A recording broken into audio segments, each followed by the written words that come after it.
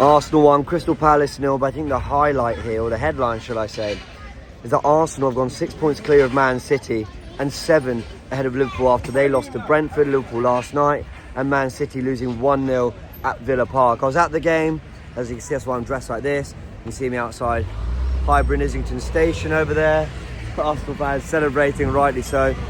Look, it wasn't a great performance, if I'm honest. It wasn't a performance that we'll kind of remember through the years, but it was one in which we have to respect that we were playing a very, very well organised Crystal Palace side, a side who are very, very stubborn, very resilient, mentally and physically, a side who have a lot of quality in their team as well. With Mateta, I thought he was a real handful today. Or, look, I think I'd centre-backs dealt with them well, but yeah, they cause you problems. They got the likes of Pino and Sarri either side of him.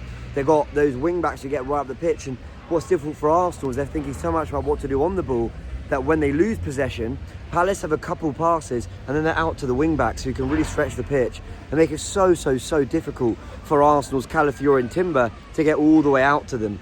And I think that's where Arsenal, I've got to give them credit, that while Arsenal didn't play their best, most thrilling attacking football today, they certainly acknowledged that there was a threat from Palace they had to constantly be aware of. And that's kind of it from my thoughts on the tactical side of things. We didn't have a shot till the goal. That's a lie. Trossard had a shot just before. But other than that, it was, the Eze goal, a set piece again.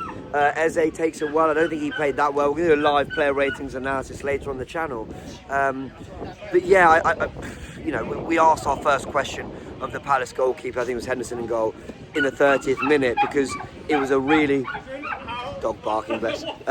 Because it was a case of Arsenal, probing but not doing anything. When I say probing, it wasn't even on the edge of the area. A lot of it was Arsenal trying to play through the lines, to get beyond the Palace, that first kind of mid-block, but we were struggling to do it. We get the goal, like I said, set piece. Second half is a case of, basically, we started quite lively. The game's opened up because we've got the goal. Gabriel's hit the crossbar. Rice has then had one cleared off the line, and then Saka's had a shot go wide. That sounds like 3 chances. It was, but it was actually one kind of move. After that, it was Arsenal trying to get up the pitch, having some moments, some cutbacks to Gyökeres not quite making it, and then Arsenal never really threatened, but nor did Palace.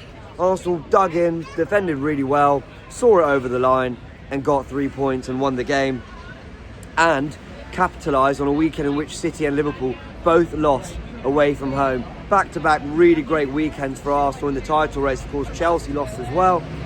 And it's the likes of Sunderland and others who are climbing that table, Man United too. So you keep an eye on all around you, but ultimately, those are the two that we're really keeping an eye on at the moment, and we've pulled well clear of them for now.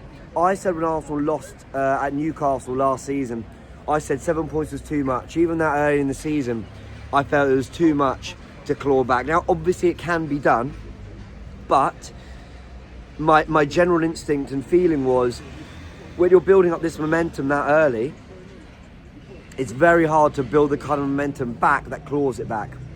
So I said that a year ago. So really, if I want to be consistent, I should be sat here saying, well, City and Liverpool might well have too much work to do. But because I'm the Arsenal fan in this situation, and I'm the team who has pulled away a little bit, my instinct's to say never. You have one bad result away from home and they win, and suddenly it looks like nothing, and we've not even cleared 10 games yet. So it's too early to say anything in terms of, wow, we're pulling away, I'm really feeling like it's going to happen. But it's certainly entering that level of combo of, hold on, we're looking quite considerably the best team in the league right now, by quite a distance. And I can't remember the last time I felt that way about an Arsenal team, well, if ever. So that gives you kind of real reason to be confident. I'm going to do a full video on the title race, I think tomorrow on the Goonerverse, talk about it in more detail in terms of the stats, the data, who's played who, and just kind of go into, yes, it's early, but we're now a quarter of the way through, and what have we learned from this first quarter? I'll do that on the Goonerverse tomorrow. I want to talk about some of the individual performances. Like I said, there'll be a player ratings and analysis, but I want to give credit to Zubimendi. I thought he played brilliantly on and off the ball today. He was very, very good. Victor Gyökeres, I thought his hold up and his channel running, his constant stretching the game for us was massive. I thought he was brilliant. I won't give away my man of the match. Because I'm mentioning the players I think are in contention, but another one is Leandro Trossard.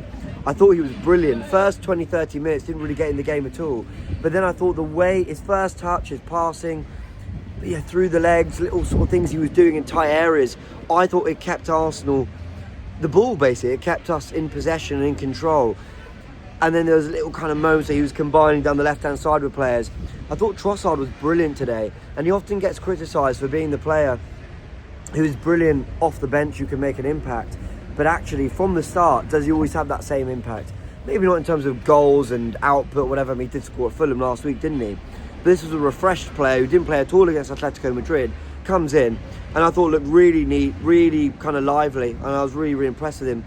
The back four has always stepped up. You're talking about Timber. What a performance. Again, could have been man of the match. He was absolutely sensational. Just, clamping players. He wins the ball. And often I go, I think that was a foul. Because I think, how did he win it? He must have come through the player. But the player sort of never complains, and the ref lets it go. And you go, wow. Timber's come away with it because he's mastered the art of tackling and intercepting and getting in the way. But I thought on the ball as well, just some brilliant stuff looking after it high up the pitch. And you've got to remember, Arsenal weren't playing some good scintillating football. I thought we were pretty uninspiring. But I did think, in terms of attacking football, I did think actually the players still showed a lot of technical quality. So while Trossard and Timber, I praised them for what they did on the ball, Gyökeres for his running in the final third, it didn't really amount to any good football from Arsenal, but I just thought the effort from the individuals was there as well. Calafiori, great. Mosquera and Capie had to come on. Mosquera half-time to Saliba. We hope that's nothing serious. And Capie came on at left-back for Calafiori. And then Lewis Skelly came on at left wing-back for Eze. Because Eze, I think, there was a moment where he kind of missed a challenge. Look, Eze got the goal, and full credit to him. I thought it was a really well-taken finish. Basically as it's bouncing, just kind of control it, keep your head over it, and sort of half volley it, into that corner of the net. And I thought he took it well, and while I thought he was trying to do things, I thought Eze struggled in general.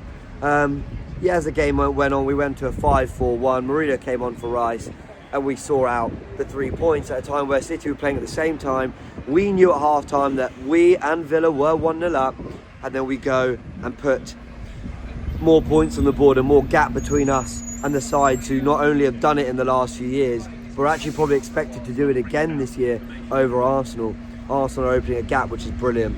Those are all my thoughts. Subscribe to Goonerverse News. The reason I'm not going into more detail about the title race is because there'll be a video on the Goonerverse tomorrow. I want to do that in real detail. Obviously, I'm feeling good. Obviously, opening that gap feels great. But I want to analyse that in more detail. And I want to talk about the player ratings and the individuals, what I think they did well on the player ratings video or live stream we'll do later on the Goonerverse. I'm not sure when we'll be live. It's near that kind of 8-9 p.m. time on the Goonerverse, so look out for that as well. Alright, let me know your thoughts in the comment section below. Who was your man of the match? Any thoughts you'd like me to talk about for the videos coming out later and tomorrow, let me know. Alright, catch you all in a bit. Many thanks. And always good to be at the Emirates. Must say that to my girlfriend, to her first game. She loved it. Always great. Again, thumbs up, which is great to see. Alright, catch you in a bit.